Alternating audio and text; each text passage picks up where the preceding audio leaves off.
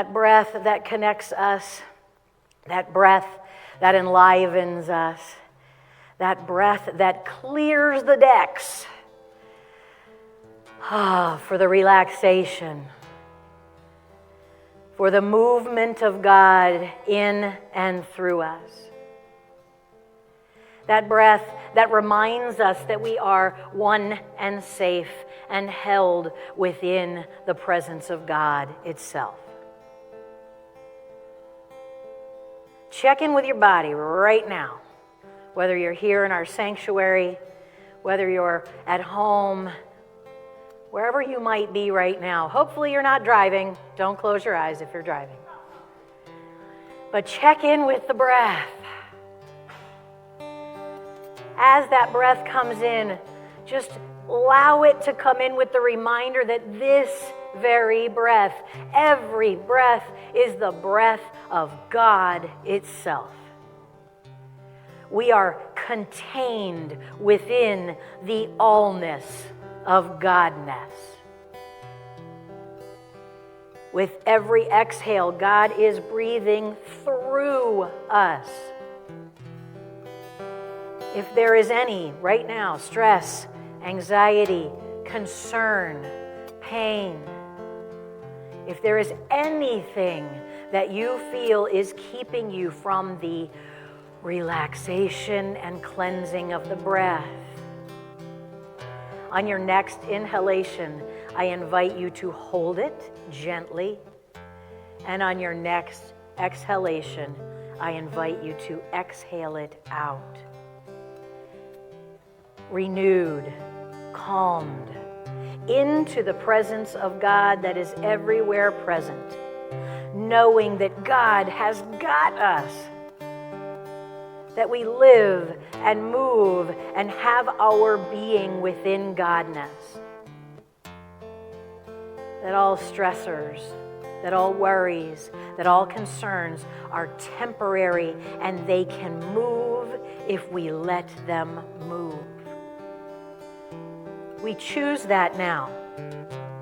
Whatever concerns we might have, whatever things we might be holding, ideas for new and wonderful expressions, we just allow them to move through us. Allow the breath to carry them through and then outside into the world where they find expression. Expressions of peace, expressions of love, expressions of safety and comfort and security, of love and passion and joy, brotherhood, belonging, evolution that grows us forward into peace and prosperity and love. As we feel it move through us, we take a moment to send it out into this room, into every room. If you are here with us virtually, send it out into the room you are in as well. We are joined across time and space together, one expression of the oneness within all oneness. Let's share that now. Let's send out strength. Let's send out love. Let's send out joy, peace. Just send it out. Blanket this room in it. Let it move through the walls, out into the sky, out into the air. Just envision it moving out, touching everyone and everything.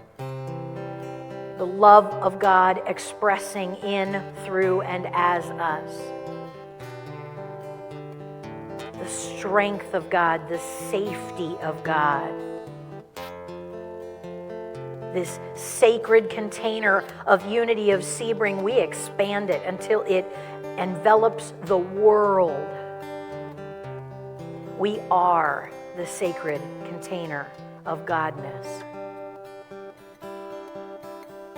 I'm going to ask him to just keep strumming, to keep playing, and instead of going into silence today, we're going to follow the waves of music, of love, of God for just a moment without words.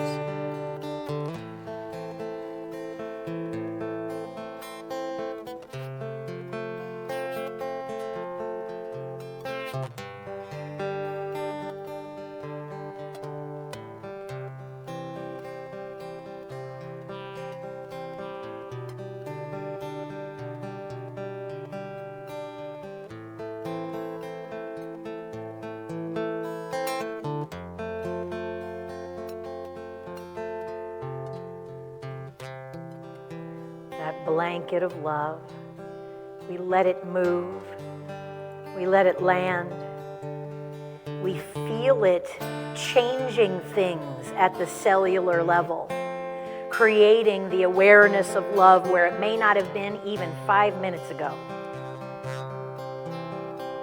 creating a net of safety around each and every one of us, around our community, around our world. Safe, sacred safety, sacred love. Each one of us free to express the sacred love of God we have come here to express. With gratitude, with faith, we know that we are one in the presence of oneness, and we say thank you, thank you, thank you, God, and so it is, and amen.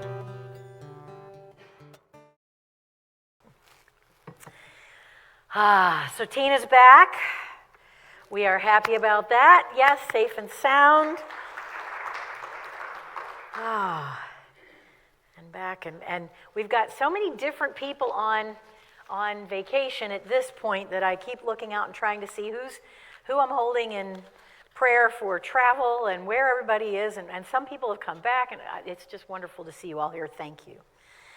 We had a little bit of a snafu. We were supposed to have a wonderful concert with Daniel Nahmad yesterday, and it really tells me how effective our phone tree is, however, because we found out on Saturday night, Tina found out that Daniel's plane, there was a delay and then another delay and then a further delay and then it's not happening tonight kind of thing. And yesterday, he and I were texting back and forth while he was waiting at the airport to try to get once again to Orlando. Yesterday, he got there, so, but we missed him yesterday. And it would have been wonderful to have him here, and we did something different yesterday with the time that Daniel would have been here, yesterday and the day before. So we've told you for a while that we were getting ready to get a new camera in here for our streaming, because the joke is people have said before to Tina, we actually had someone ask Tina one time to send them a picture of me because they couldn't tell what I looked like even though they were watching the service. So now I'm a little scared because we have a brand new camera in here, and not only will you be able to see what I look like, but I know that Josh loves one feature in particular of this camera. It has AI in it, which, I know, right? That may scare some people, but it has AI in it. So he can tell it to follow me. Because sometimes watching me up here, it's kind of like watching a tennis match. Because I'm over here, I'm watching the camera, it's following me. And then I'm over here, but this camera, aside from just being able to follow my antics back and forth across the stage, now, we're really not supposed to video anyone in our congregation without letting them know. So if you don't want to be seen right now, you're going to have to put your hands over your face. Watch the camera. Because the camera, if I go to the back door, it's following. Oh, it's too slow. It can't keep up. Uh-oh. It can't keep up. Oh, there it goes back. It's resetting. Hold on. See, I was going to get everybody back here. It's resetting. But yes, And there we go, technology. See, we need to see the limitations of technology sometimes. I may do it again, so just, oh, there it goes. Oh, it's resetting. So the camera has the ability to keep up with Trish, which is a thing few people in the world can do. So it probably would take AI in order to do that. So we are so grateful to all of you for funding that project. Thank you all. Give yourselves a pat on the back. Now, maybe we didn't start out stellarly with an example, but I promise it's really cool. Okay. And we now have some ability to do some things with the camera that we did not before, one of which is to actually get a little closer view, get a little more detail. We have usually on a Sunday anywhere between 10 and 20 people watching live. And then during the week, we can have 400 people viewing during the week. And Josh takes our entire service and then edits it down to the meditation and message for people who don't have the whole hour but wants more time. And that gets posted sometime early in the week on our YouTube page. So feel free, if you have anybody that's curious about us or curious about what Unity is, when he does the edited version, it's beautiful. He drops in little graphics. If I mention a book, it'll be right here. So he really has an amazing talent for making a version of this service that is beautiful and polished, unlike the person giving it. And so it's wonderful for that to happen. I left this up here. Last Sunday I picked this up and I told you about the quilts that are on the back of the seats that are there for right now.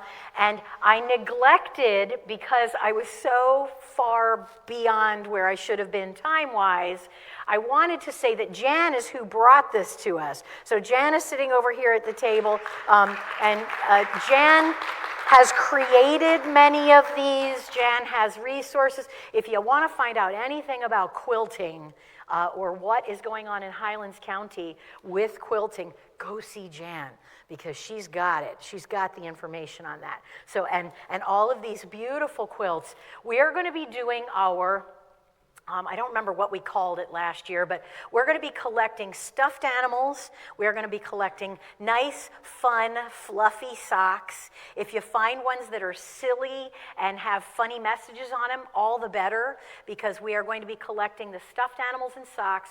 We are going to be sharing them with youth in our community and in assisted living facilities as well. We are going to be sharing those things with people who are in assisted living. So we'll be doing that again this year, and the quilts will be joining them as well. So you'll probably see more of them before they go away. And then when they go away, we're all going to miss them. So we might need some Unity of Sebring quilts at that point. But yeah, so that's that. And we were all ready to give out our newcomer necklaces. Poor Joe, I really set him up last Sunday because I wanted to make sure everybody knew why we were moving from the shell necklaces to the paper bead necklaces. But I probably should have said that on the first week of giving out the paper bead necklaces, instead of when poor Joe had to hand out shell necklaces while I was telling everybody how much I didn't like the shell necklaces. I am so sorry, Joe, to have done that to you. Yeah, that was little forethought, Trish, sometimes really goes a long way. So, so it looks like the camera's following me again. Let's see if we can do this now. So if I come down here, this is how cool this thing is. I can come through. I'll walk slow, and you'll see it. And it stopped again?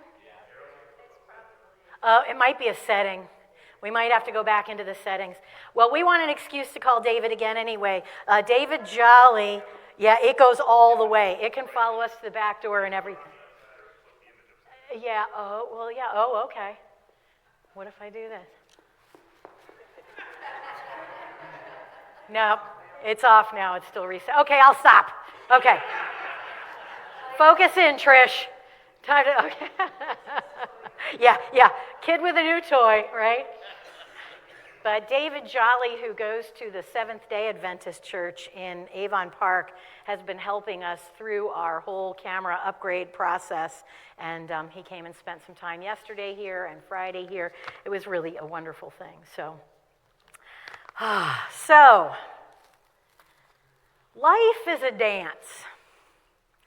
We take 2 steps forward, we take 1 step back, we take 1 step forward, we take 3 steps back. It's this constant movement of new things happening, old things leaving, little surprises thrown in between.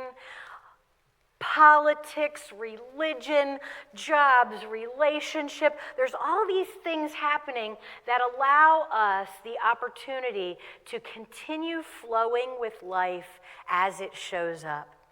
I wore my nice, sparkly, shiny jacket because I wore this on Thursday night as we celebrated 5 incredibly amazing people who were up for the Champion for Children in our Highlands County area, one of which was our very own Tracy, music director, who is still on coming back today from a woman's timeout retreat. And so we celebrate her on her way home, and we celebrated her on Thursday night, and all of the recipients of the recognition of the service that they do to children in our area.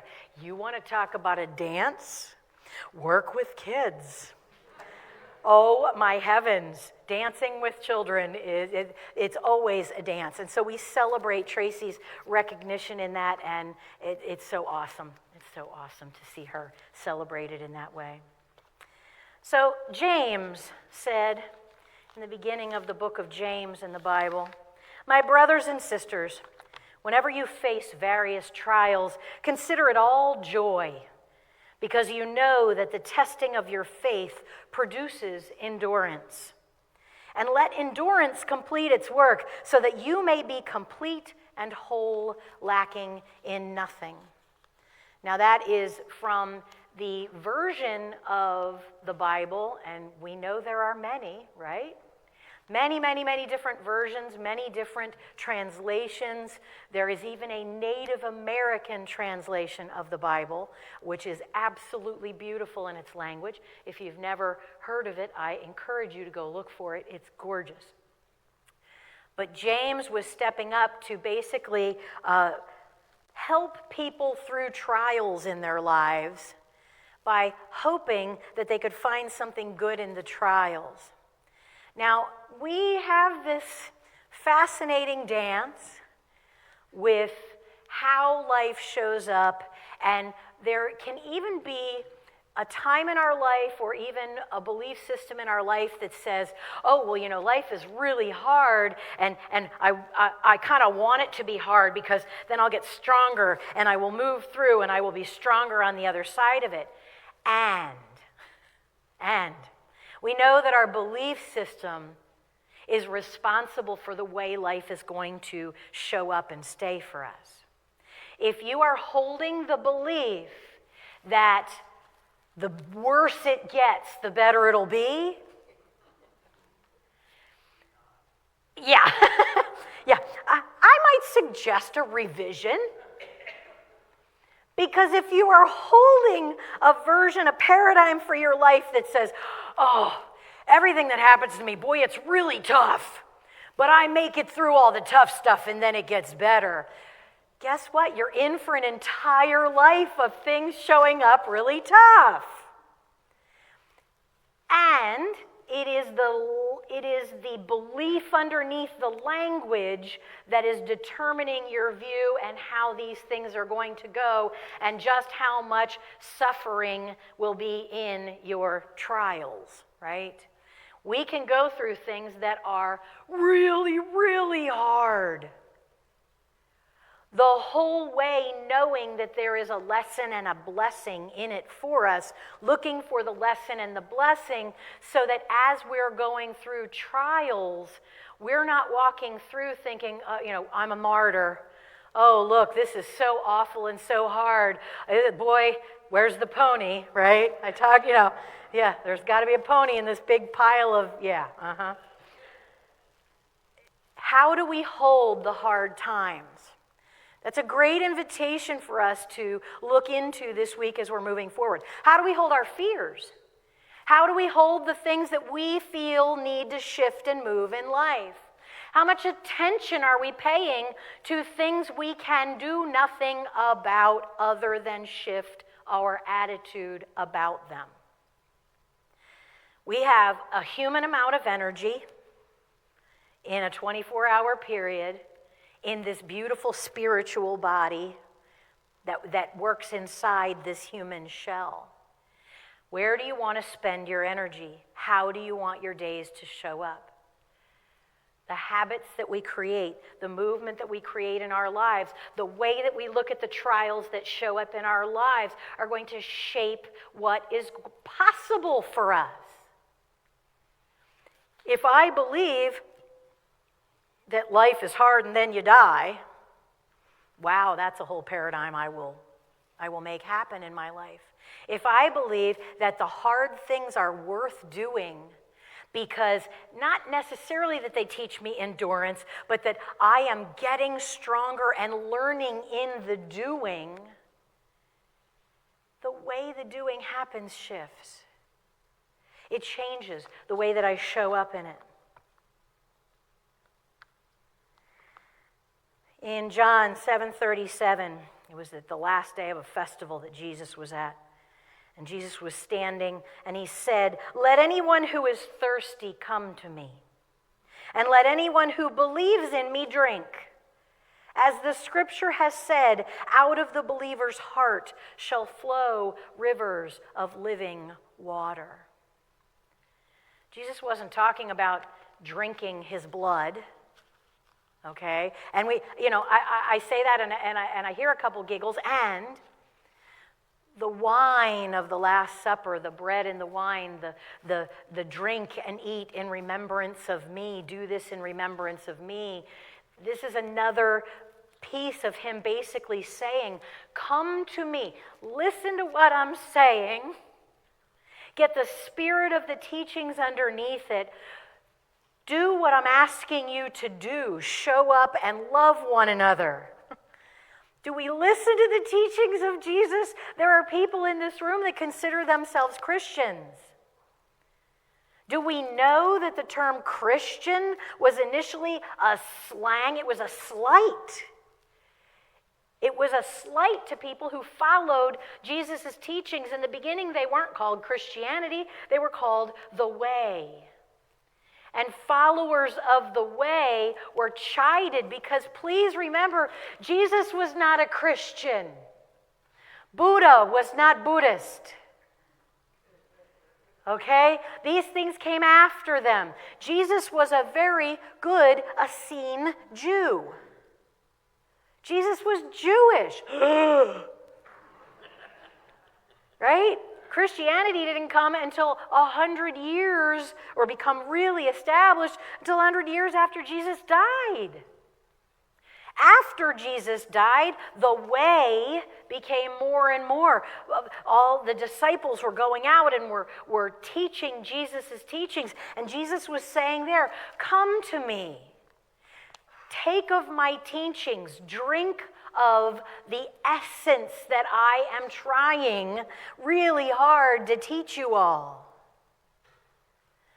The blood and body of Jesus that people are taking as communion is his teachings and his beliefs and what he was trying to land on people and ask them to be. All these things I do and more will you do. He was not coming here to be the great exception, to have a religion created after him. He was coming here to dance this dance of belief and shifting paradigms and inviting people into new ways of being. Jesus was not crucified so that people 2,000 years later could sin willy-nilly, and he paid the price. Right? When we say it that way, it almost sounds silly. Jesus was killed as a threat to the government at the time. And Jesus was killed because these empowering teachings, these teachings that told people they had the presence of God within them, were threatening to the politics of the time, were threatening to the paradigm that kept people enslaved. Jesus was freeing people not from earthly situations, but from spiritual bondage inside. He was saying, you want this to change out here? You gotta begin in here, because here's where it starts. I am the Son of God, and so are you. I am the daughter of God, and so are you. I am a part of God, and so are you. Life flows, not in this pretty little pristine man-made river that goes straight and where it should, and that we can open a dam and let some water out so it's convenient for the people over there. Not in that way. Life flows like a river in that sometimes it's raging. Sometimes we're doing our best to stay afloat while the waters are pulling us along. Sometimes it sits in quiet little pools and allows us time to reflect and relax. That's how life flows like a river. How we flow with it is to learn to swim. How we flow with it is to understand that the flotation device we need, the spirit within that allows us to float through difficult situations, is all about 2 steps forward, 1 step back, a step to the left, a turn. If life is a dance, are you leading or following? What part of the dance are you playing? Where are you in belief that God has got you? That no matter what is going on out there, God is in control. That though people can do what people will do, that doesn't mean they're going to do it. Right? So are we investing a belief in something that might happen? Or are we actively creating a path to something that can powerfully be manifested? What are our thoughts and beliefs leading to? Do they empower us? Or do they tear us down? And are we real about what we're feeling in them? Charles Fillmore, co-founder of Unity, said, prayer is the most highly accelerated mind action known. It sets up mental action until humans' consciousness synchronizes with the Christ mind. So Jesus said, come to me. You got a problem? Come to me. Now, he didn't say, come to me and I'm going to fix it in 15 minutes. And that Christ presence that is around and within us, it's always accessible, and we are invited to come to that presence. If the rubber's hitting the road right now and it feels really rocky and filled with potholes, come to the Christ presence. Breathe. The breath is everything. When we get nervous, when we get scared, when we get sad, almost the first thing we do is the body goes like this and the breath constricts. Our breath is the freedom to regain control again, to check back in, to center, to become one with that Christ presence. In prayer time, become one with that Christ presence. It doesn't mean everything out there is going to change in 5 minutes. What it is able to do is bring us to the present moment and hold us there. Myrtle says, Myrtle, co-founder of Unity, says, God is ever in us, taking care of our needs while we are making adjustments. 2 steps left, 1 step right, 2 steps back, 1 step forward. And Christ presence awareness. God is there. God's already 7 miles down the road where you're going to find your solution. God is in the seeds of where the issue is right now, starting maybe 50 or 60 or 70 years ago inside of you. God was there too. So it's time to become present in the present and allow the activity of God now to do the work that brings us to the places we want to be. God is ever in us, taking care of our needs while we are making adjustments. God momently provides what is needed. Maybe it's a person to give us a hug and a steadying presence when we are having a hard time finding our steady presence. Maybe it's someone to hand us a phone number or a resource. Maybe it's a chair. Maybe it's an invitation. Maybe it's a phone call. Is there somebody tugging at your awareness? Call them this afternoon. Just say hi. Sometimes just a moment of presence makes all the difference to someone's world. Our part is to recognize that we are getting what we need and to rest in the assurance that when we are ready for something different, it will come. We need to avail ourselves of the resources that we need to make sure that we are going to go in the direction that is helpful, that we're going to move into new and growing experiences. And if we are holding on to the presence of God awareness while we're doing it and breathing, we will find the breath of God, the flow of God, the flow of Spirit moving us to beautiful things. A couple months ago, I don't remember how long exactly it was, I stood up here on the edge of the stage and I said, well, tomorrow I'm going to leave for Tennessee for my first trip to see my boyfriend. Which, by the way, a little birdie has told me that some people have ferreted out who he is. Aren't you an investigator? I'm not trying to hide who he is. It's not about that. He is a person who likes his privacy, and I want to allow him his privacy. And I stood on the edge of this stage and filled with butterflies and wondering about what was going to happen and what that week was going to turn into, and just wondered where it was going to go, and stood on the edge of this stage, faith-filled and knowing that God was in every detail, that God is in every detail. And I stand on the edge of the stage this morning telling you that I'm headed back to Tennessee tomorrow morning. So is the camera. Yeah, so's the camera, apparently. Yeah, no. I will check my luggage. No.